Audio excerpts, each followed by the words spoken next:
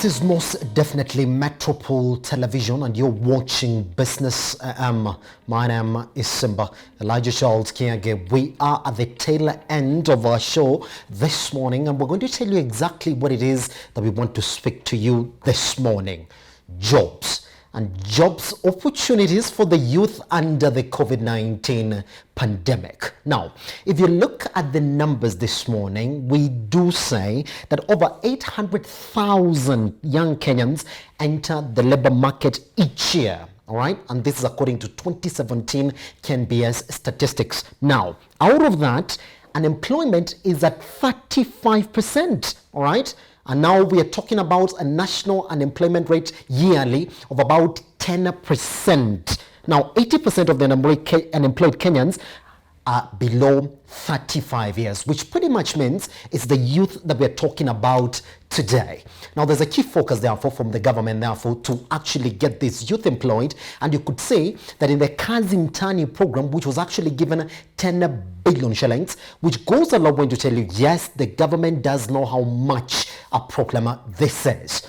But let's talk about that, therefore. The COVID-19 pandemic came upon the economy, and yes, we are talking about 700,000 jobs that have already been lost as a result of the COVID-19 pandemic, which begs the question, where are these jobs now for this youth? To help us understand this morning and tell you exactly where you're losing that job and where you can peg yourself in that area, we do have Edward Obiko. He is, let me just get that title right, fantastic. He is MSc Financial Expert. Good morning, Edward. Can you get me?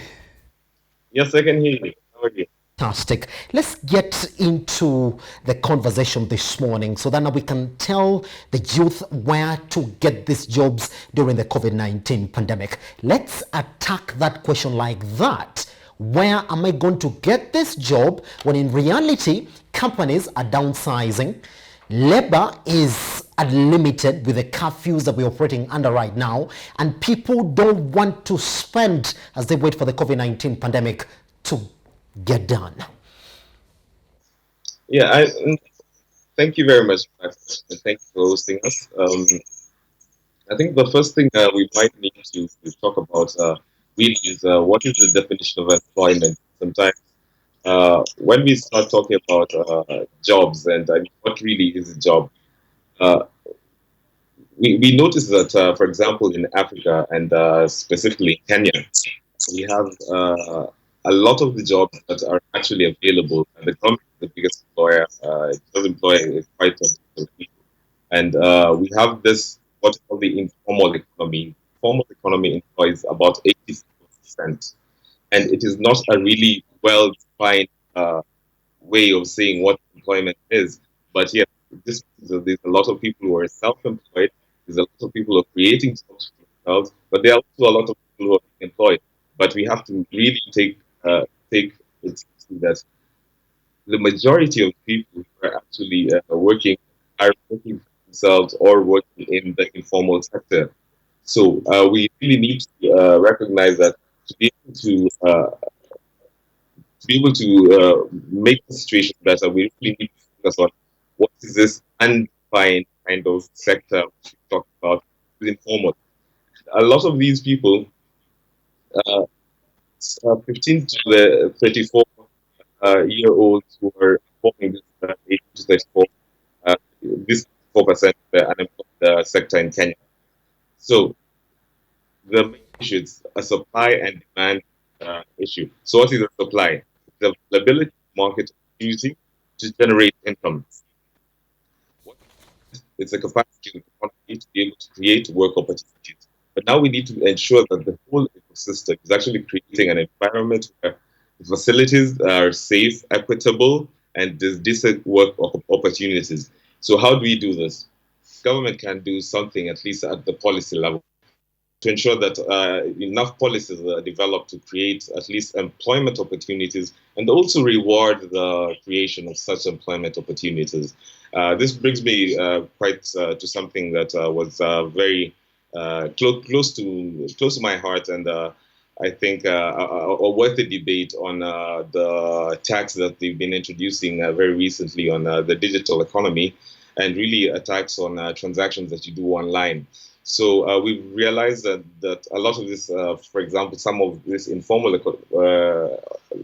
economy is actually being promoted through the online opportunities. People are selling things through WhatsApp, through Facebook. You're able to buy and sell, and now with all the social distancing and things to do with the health precautions we need to take, for example, it means that people need to find ways in which you can deal without being having physical proximity to the person who you're dealing with. Something like a 1.5% tax on digital transactions. Now that starts causing jitters, for example, on are we really creating the enabling policies that will actually really buoy people to be able to, find alternative ways of actually doing transactions and being able to create an income. So first, at the policy level, it really needs to be able to really reward people for being able to try and find alternative ways of doing business. So within this period, for example, a lot of people are not really able to go around, hawk whatever, sell whatever it is that they are selling, because a lot of business is just it's buying and selling. I want to point you out to an area which everybody would ask you, therefore, to recommend exactly what they need to do. Every time we get to the financial year, everybody watches the budget and asks themselves the question, where am I going to peg myself in? Good. Now, under that, we did see the Kazim Tani program that was awarded 10 billion shillings, and we did see the various ways in which the government went around tax remissions in various industries and sectors of the economy.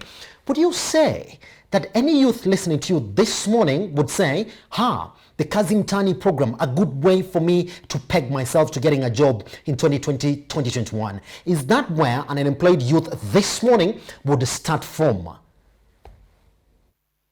Yes, so I would say definitely there is that aspect of that the government is actually reaching out, but how many of actually the youth who are being reached out to actually know how to get access to these jobs? And even once they do get access to these jobs, how do they get paid? How well?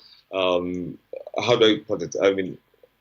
How convenient is the access to these jobs and the access to the payment to these jobs is? Because apparently, and I've heard this at least on the sidelines, is that yes, a lot of people who are actually getting these jobs, a lot of them don't know how to access these jobs first. So they all have access to digital means of knowing what it is. For example, let me just talk about the Algeria program. The Algeria program was actually launched, I think, 2 years ago, and they do have a number of statistics of what it is doing. But if you talk to the youth on the streets, a lot of them will tell you, yes, I've heard of this, but I don't know how to get this job. If I get this job, sometimes I get this job and I go without being paid, or the payment is going to delay for so much long. And now the problem is we do have a lot of solutions that are able to empower the government and also empower the people who are being employed to be able to facilitate such jobs easily. A lot of digital financial services are actually available as solutions to this. Still going to, if for example, I'd mention the distribution, for example, of relief services, and what happened in Kibera when they wanted to give relief services for the COVID-19 low-income affected people. They ended up again doing the distribution through cash, which was, what we were trying to avoid in the first place.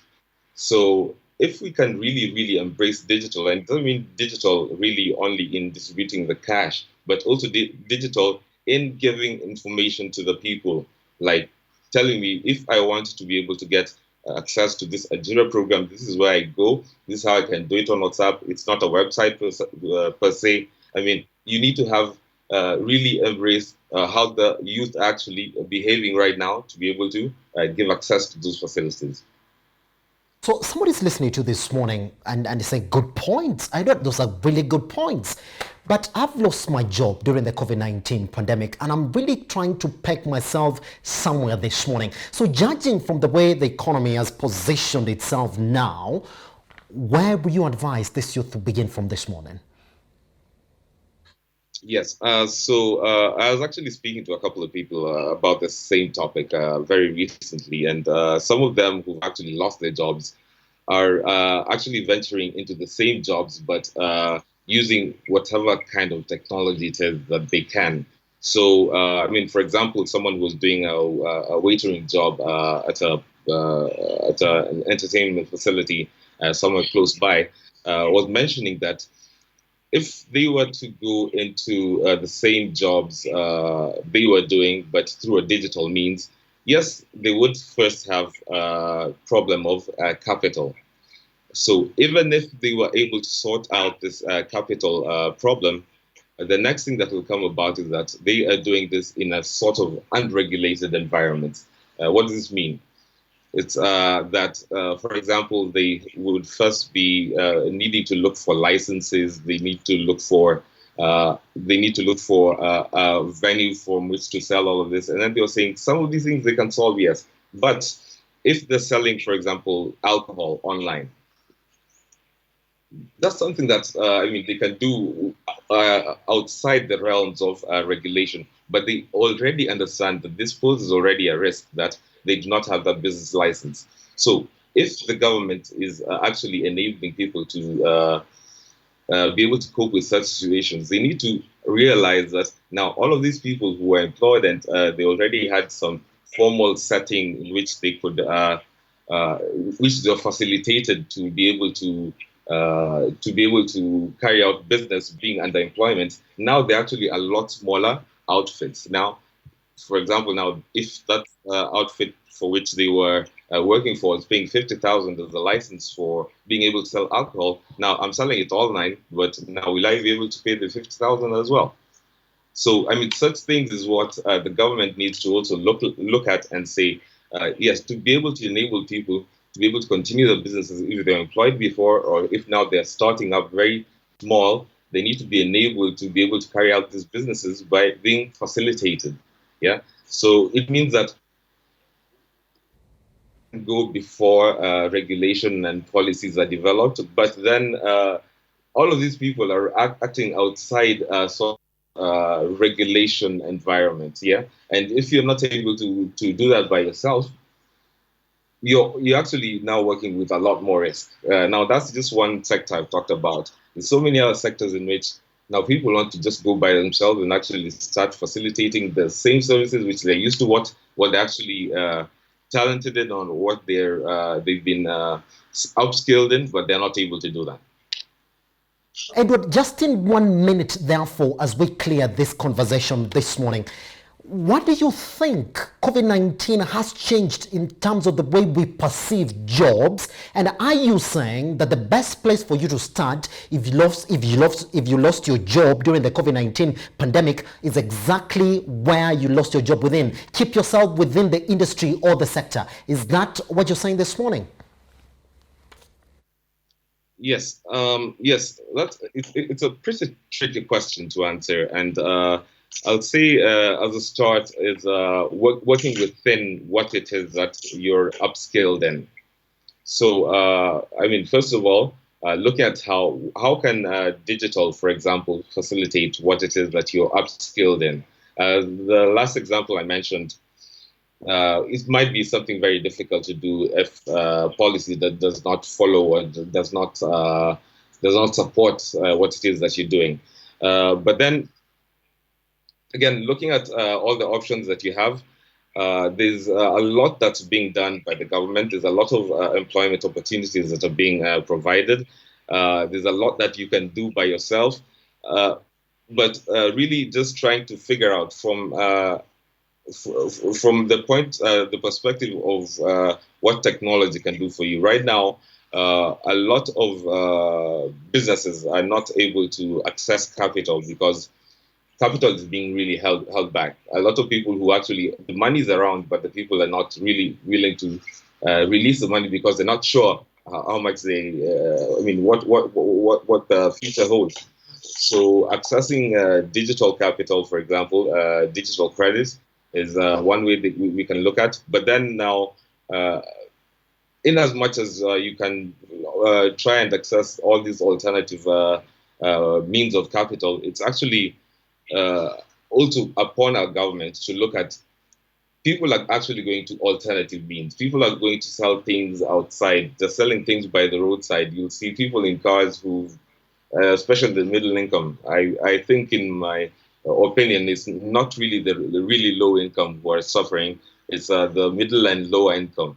Please, for the government to be able to create access to uh, capital for SMEs, capital for medium and small and micro enterprise businesses through digital means. And this means that it's not that people will go to the tellers and everything. That means that really we need to be able to facilitate, not crunch down on the people who are creating these alternative opportunities for capital. So, for example, if it's the tellers and everything, for the government to really look at how can we facilitate such kind of alternative people who are creating credit, alternative people who are creating business, and then create alternative licenses and ways in which they can operate within the law. That's all the time that we had for this morning. Thank you very much for speaking to us.